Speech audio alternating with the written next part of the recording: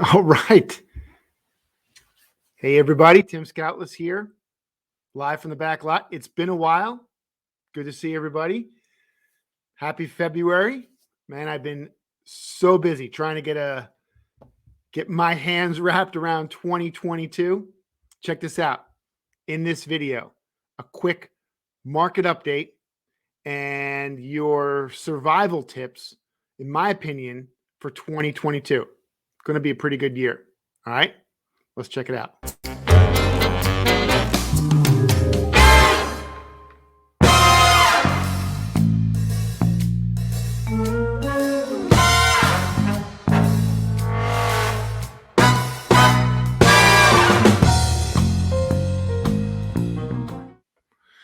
All right. Here we go. Now, it's going to be a tough year, right? What do you think? Let's see what we've got going on here. I've got my market check-in here for y'all. And how do we get through this? All right. So I've got a lot of information from a couple of different sources here. But 2021 is over. All right. It's in the books. They even got January's numbers aren't in yet, but I did this in the middle of January, and it clearly seems like we've gotten past the end of the fourth quarter. It kind of all sputtered out, right?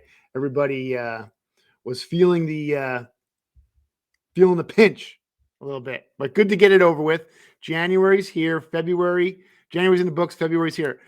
What we could see is we definitely saw a decrease from 21 to 19 and so on and so forth. But let's take a look at the new car data and what that showed. Cox Automotive puts out a dealer sentiment study quarterly, and they share their results. And really interesting to see here. And I imagine you guys are feeling this way, especially about your new car business. Is that, we're feeling good about profits, right? We know that there's money to be made, right? And that's what this green line kind of represents here. But the blue line represents, how do we feel about our inventory? And that's kind of the sentiment I feel as well. It's like, we know we're going to make money, but are we going to make it from inventory? It's likely or not. We're going to need to, generate the money from other portions of the business. But the good thing is we're dealers, right? We have that ability.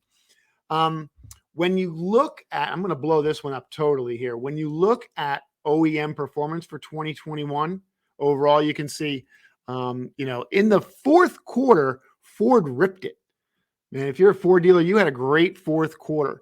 GM though struggled versus Toyota for the calendar year. All right, giving up the top spot. If you didn't already hear that, here's the numbers, right? It was by, just a little over 1 million cars. And you can see the difference though in what these top three OEMs, GM, Ford, and Stellantis, gave up in 2021. And Toyota did see the increase. Big story here, I think. Two big stories. One, Hyundai/Kia. All right, it says Hyundai, but it's also Kia is in there. Pretty good year overall. And look at this, Tesla, 71% up in 21 versus 20.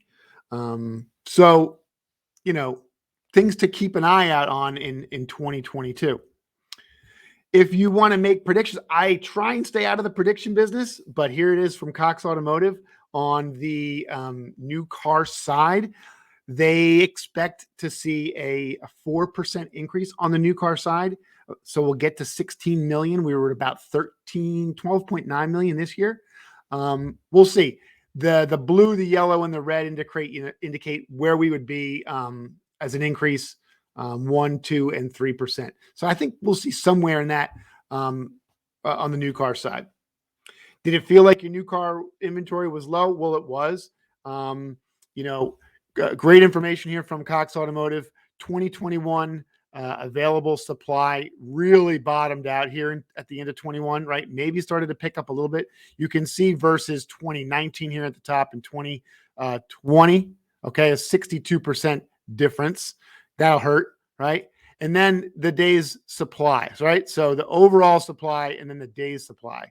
of inventory, also down 49%. So yeah, new car inventories, we knew they were down. This kind of just paints the picture.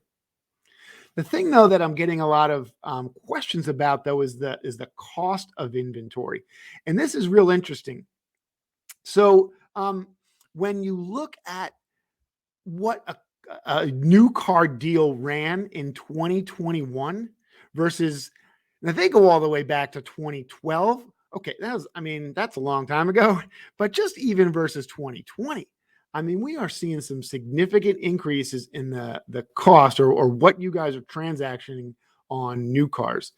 And this will cause some headwinds down the road. And just, it'll make for more expensive vehicles as higher payments, bigger residuals. I mean, it's just going to roll down. So interesting stat here from Cox Automotive. Also, the breakdown of the share of new cars in the market versus 2012. What I like to see here is look at the percentage or the make up of the new car inventory over 30 grand. So things to consider as we move forward. All right, enough about new cars, right? What is it on the used car side? If it felt like it sputtered out in 2021 at the end, it did for most. So I want to caveat this discussion is hey, you may have experienced something different at your location. Okay, guys, like let's make this clear. What you did does not necessarily represent what the whole market did. Right? This is market data.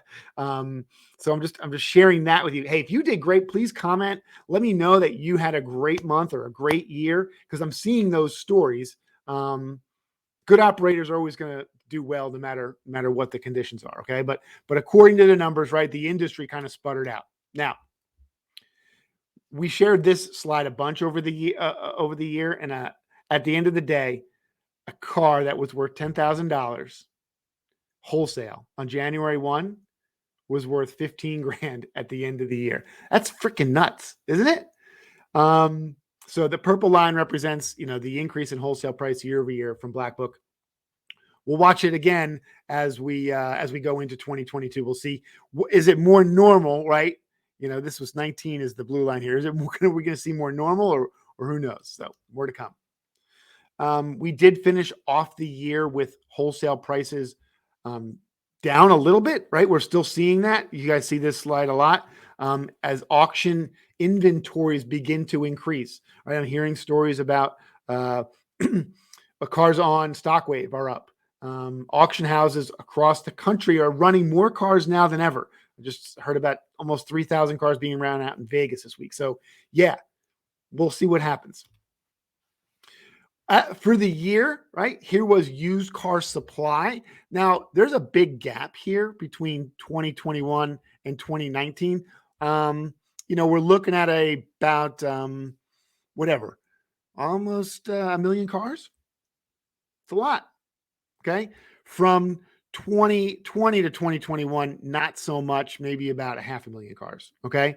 The days supply, though, however, is very much in line, just a little bit lower, but we're trending. Like these graphs kind of look the same for the last 3 years, which is interesting. So sales have definitely slowed from where they were.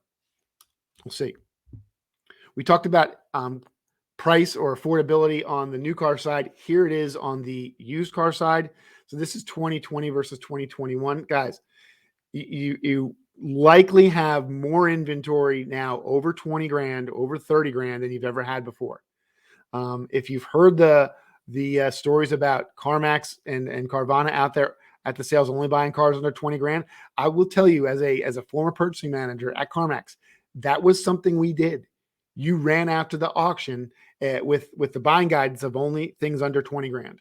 So I assure you that this is probably a strategy. It may be something you would want to consider now if your inventory is above average cost. So get a hold of what your average cost and inventory is. Get a hold of what your sweet spots are, right? What is your best selling vehicle, and kind of understand it too. If you need help kind of recognizing that, reach out to me. Look at my number, my name, my emails, all scrolling below at the bottom here. Okay.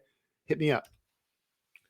So here are my tips for surviving I'm going to put this up right full screen, okay? For surviving 2022. One, consider a strategy that increases turn and velocity in order to stay with market costs. We've got to get the entire dealership rolling, guys, okay? That's what we've got to do. Two, love on your inventory. I'm seeing a lot of stores not necessarily disciplined with regards to repricing inventory, merchandising, auditing their online position. If you're doing unique things to vehicles like lifting them or adding a lot of accessories, you've got to give yourself credit to that. If you've got a special certification, you've got to be letting the customers know why your car is different and it commands the price that you're asking. Okay. Three, you got to retail through your aged inventory. Here's what I would do. If you've got action on a higher than average or aged unit cost or aged inventory, demand a trade. It's the only way you're going to, one, continue to keep your inventory and the dealership flowing and lower your unit cost at the same time, right? So get those trades. Four, if you are not optimizing your consumer acquisition strategy right now, you got to continue to look at that. Here's a quick tip. I'll be speaking at NADA in March. So if you're there, hit me up. But are you prepared to go the extra mile? Are you prepared to go into the customer's driveway, onto their front door? I did a video a long time ago about how I went to the front door. I wasn't kidding. If you want to get that car, you may have to go the extra mile. So optimizing your customer acquisition strategy, don't give up on that. And three, finally, focus on units with options and equipment. New cars are likely to be decontented. We're seeing a lot of that, right? Come in with without heated seats, without the premium package because of the chip shortage. So older used cars with all of those options are going to be worth considerably more. So look for those with good miles. They're the cars that are going to bring the money. Okay. All good tips. If you want to get a hold of these tips, there's my contact information, my cell phone number, Tim at Max Digital. Hit me up in the Facebook group here. Guys, it's here, 2022. Rock on. Like I always say, sell them all. You can always buy more. Take care.